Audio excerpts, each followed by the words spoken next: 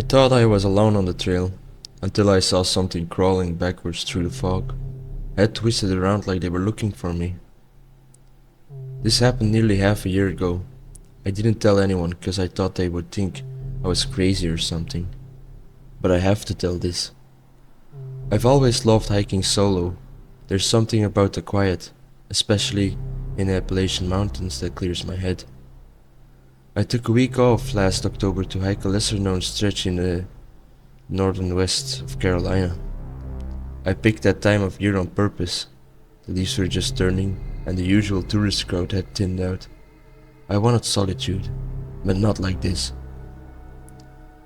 The second night out I camped near a narrow ridge about 7 miles from the nearest ranger station. The air was colder than I expected.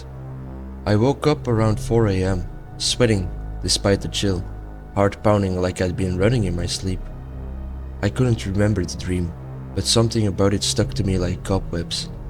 Outside, a thick fog had rolled in, so dense it blanketed everything beyond a few feet. I stepped out to relieve myself and heard something crunch softly off to my right. It wasn't a squirrel or a deer. It was slow and rhythmic, like someone shifting their weight, crawling. I called out, "Who's there?" No answer.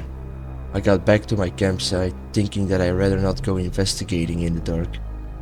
Back in the tent, I zipped everything shut and didn't sleep the rest of the night. I told myself it was nothing, just the mountain playing tricks on me. The next day, I shook off the unease and hiked another 8 miles. But I couldn't shake the feeling that someone or something was just behind me. Every time I stopped to adjust my pack or drink water, the forest would go silent. Birds would stop chirping. Even the wind seemed to hold its breath. That night, I camped in a clearing near a stream. No fog this time, but the quiet felt heavier. At around 2 a.m, I heard the tapping, soft at first. It came from the back wall of my tent. Then it moved around the side. I held my breath and grabbed my flashlight. I unzipped the flap fast and shone the beam into the dark. Nothing. No tracks, no sound of footsteps. Just silence. But here's the thing. I hadn't said where I was going to anyone. I hadn't posted about my trip online. No one knew where I was. The next day, I pushed hard to get deeper into the trail. I passed an old nearly collapsed shelter around midday. One of those lean-tos people used decades ago. Something about it was wrong. It looked like it had been clawed at, boards splintered, scratch marks on the post. Way too high for an animal. I didn't stop. On the fourth night, the fog returned. Heavier, thicker. It moved in so fast I couldn't see my hand in front of my face. I camped early, too uneasy to keep going. That night, the tapping didn't come, but around 3 a.m, I heard heavy breathing outside my tent. Not close, just far enough that I almost convinced myself it was the wind. Until it laughed, just once. A low, wet laugh, like someone struggling to get air. Then it went quiet. I didn't sleep again, I just waited for the sun. The next morning, I decided I'd had enough. I took a shortcut back to the ranger station, skipping a planned detour to get out faster. I was walking fast, cutting through a tight stretch of trail where the trees growled in like ribs, when I saw it. Something moving ahead. It was crawling, backwards. At first, I thought it was a person, maybe injured or something. But then I noticed the way its limbs were bent wrong. Its elbows jutted out high, and its head was twisted completely around, facing me even as I moved away. It didn't make a sound. I froze. My brain told me to turn and run, but I couldn't. The thing stopped crawling, its head tilted slightly, watching me. Then it began dragging itself toward me, still backwards. I bolted, didn't stop until I collapsed against the trail marker near the ranger outpost, with my lungs burning. When I got to the station, a guy in uniform took one look at me and asked if I'd gotten lost. I told him what I saw. He didn't laugh, but he didn't look surprised either. "Sometimes folks go off trail out here," he said quietly. "Sometimes they come back, but not the same." I asked what he meant. He just handed me water and radioed for someone to check the shelter near mile marker 18. I didn't even tell him I passed that place. That was 6 months ago. I haven't been back on a trail since. But 2 weeks ago, I found something taped to the floor of my apartment. A piece of weather-worn bark. 3 small scratches carved into it.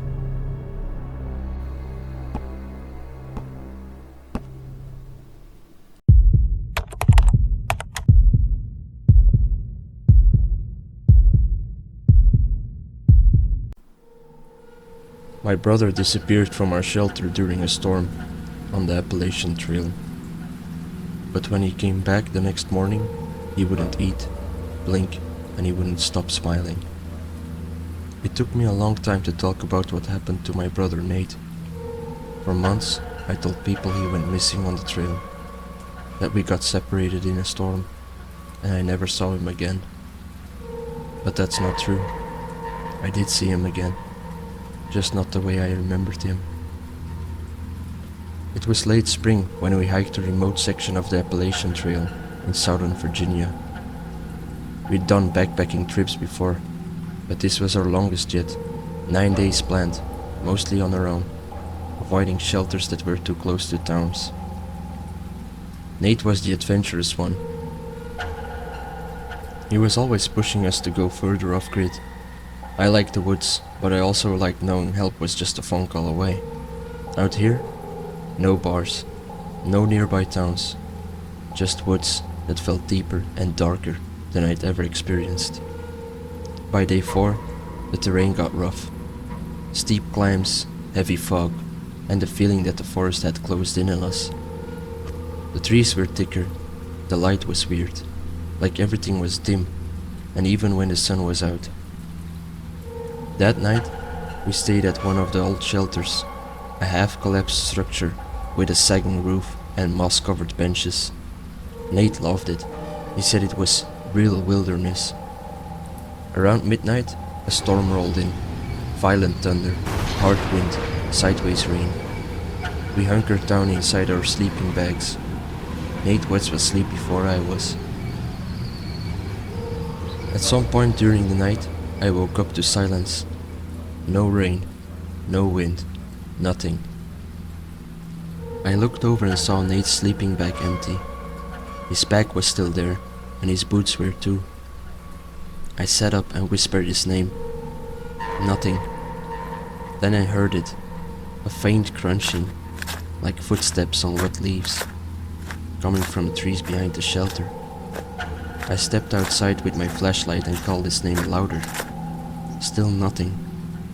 That crunching sound got closer, then stopped. I stood there for maybe like 5 minutes, waiting, listening. Eventually, I convinced myself he'd gone to relieve himself and gotten turned around. I stayed up the rest of the night, thinking he'd come stumbling back at any minute. But he didn't. When the sun came up, I packed our gear and started searching. I spent hours yelling, checking the trail, even doubling back a few miles. I didn't find anything, not even a footprint. Right when I was about to hike to the nearest ranger station, I saw him, standing at the edge of the shelter, just where the trees start. He was soaking wet, barefoot, and wearing this weird stiff smile. I ran up to him and shouted his name. He didn't speak, just stared. His eyes were wide, too wide, unblinking. I reached out to grab his shoulder and flinched. His skin was ice cold, like he'd been lying in a creek all night. I asked what happened, where he went. He finally spoke, but his voice was wrong. It was flat and monotone. He said, "I was here, You left me. I laughed nervously, thinking maybe he had hit his head or something. No, you left, I said. You were gone all night. He just stared at me. Same weird smile, same dead eyes. Then he walked back to the shelter and sat down. He didn't eat, didn't change clothes. Just sat there, occasionally turning his head toward me in these slow and jerky movements. I didn't sleep that night. The next day, we hiked, or tried to. He followed me, step for step, but didn't speak. Didn't look at anything, just stared ahead. At one point, I stopped and said I needed to rest. He stopped too, and repeated my words. Same tone, same rhythm, like a recording. I stared at him, heart pounding. Cut it out, Nate. He tilted his head and said, Cut it out, Nate, with the same exact voice. That's when I noticed something else. He wasn't blinking. Not once since we left.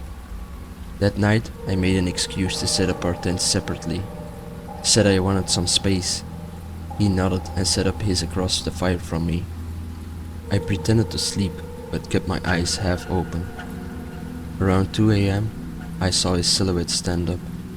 He didn't unzip his tent, he just stood up, like the walls weren't even there. Then he walked out the edge of the woods and stood still, watching. I thought maybe he was sleepwalking, until he turned back to face me, and smiled wider than I thought a face could. I left before dawn, took my pack and ran. I didn't follow the trail. I bushwhacked until I hit the road, flagged down a truck and made it to the ranger station. When they asked what happened, I told them my brother had gone missing during the storm. I didn't say what really happened. How something else came back wearing his face. They searched for 3 days, no sign of him, but even found our camp from that last night. His tent was there, but they said it was empty. No gear, just an arrangement of small stones outside the flap. 3 stones in a triangle. Weeks went by. I started to believe maybe I'd hallucinated it all. Maybe a trauma had warped my memory. Then, one night, I got a knock on my apartment door. When I opened it, no one was there, but someone had left something behind.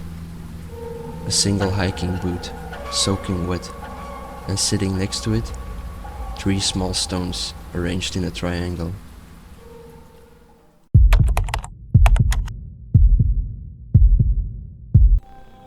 We thought the tapping on our tent each night was just a prank, until we heard it inside the tent, even though no one had unzipped it. I never used to believe the stories about the things living in the Appalachian Mountains. Old things. But after that camping trip with my 2 best friends last fall, I don't laugh at those stories anymore. We were just 3 college guys looking for one last adventure before graduation. Owen was the outdoorsy one, always planning hikes and posting gear reviews online. Marcus was the skeptic, the there is always a logical explanation guy. And me? I was somewhere in the middle. I liked the idea of being off-grid for a few days, but I didn't exactly thrive in the woods. Owen planned a 4-night trip along a stretch of Appalachian Trail near the Tennessee-North Carolina border. It wasn't a super popular part of the trail, but he said that was the point. More privacy, fewer people. I didn't think to ask why a few people might be a bad thing. The first day went fine. The weather was cool, the forest was quiet, and we hiked about 10 miles before setting up camp near a small clearing. That first night, nothing weird happened, except that I kept waking up. Not because of noise, that was the thing. It was too quiet. No bugs, no wind, just stillness. It was the second night when the tapping started. It was around 3 a.m. when I woke up to 3 soft taps on the side of the tent. I thought maybe it was Owen messing with us. He was in the other tent just a few feet away. I whispered Marcus's name. He was awake too. He heard it as well. We both unzipped our tents and looked around. Owen's light was off. Everything was still. No wind, no animals, nothing. The next morning, Owen swore he hadn't heard a thing. Marcus just shrugged and chalked it up to a tree-branch swaying in the wind. But there was no wind, and no low branches near our tent. Night 3, it happened again. Same time, same pattern. This time, it moved. From the back to the tent, to the side, then to the front, like something walking around us on all fours. But never a sound of footsteps. When we checked again, no tracks, no signs of animals. Just a strange cluster of small rocks near the base of our tent. 3 stones perfectly round arranged into a triangle. We were all unnerved at that point. Marcus tried to explain it away. Maybe local kids messing with us. But we were 15 miles from the nearest road, and we hadn't seen anyone on the trail since day 1. That night, Marcus moved into our tent. Owen still wanted his own space, said we were being paranoid. Night 4 was when things really got bad. We fell asleep early that night, too tired from hiking and too nervous to stay up and talk. I woke up at exactly 3 a.m. My phone lit up when I checked the time, and that's when I heard it. Then nothing. Then again. But this time, it didn't come from outside. It was behind us, inside the tent. I turned around slowly. Marcus was frozen next to me. We were zipped in tight. There was no opening, no way anyone could have come in. The tapping stopped, but then we saw a bulge in the tent fabric, something pressing against it from the inside. We scrambled out in panic, tearing the zipper open so fast it broke. Outside, Owen's tent was already open. His gear was scattered, and Owen was gone. We shouted his name, ran into the woods with our flashlights, and found nothing. But we did find something. 3 more stones, just like before, arranged outside his tent. We spent the rest of the night by the fire, not speaking much, just waiting for the daylight. At first light, we packed up and started hiking out. About a mile down the trail, Marcus screamed and dropped his pack. Tied to a branch with twine that hadn't been there before was one of Owen's hiking boots. It was soaked, as it had been submerged in a creek, but the boot was dry when he wore it last night. We kept moving, didn't stop to eat, barely spoke. The fog rolled in around noon, thick and fast. We lost the trail once, maybe twice, but finally made it to the ranger outpost around 3 p.m. The ranger listened quietly as we explained. We didn't mention the tapping at first, just said our friend had disappeared. But when we described the rocks and the boot, he got really still. Then he asked a question that made my blood go cold. Did it happen around 3 in the morning?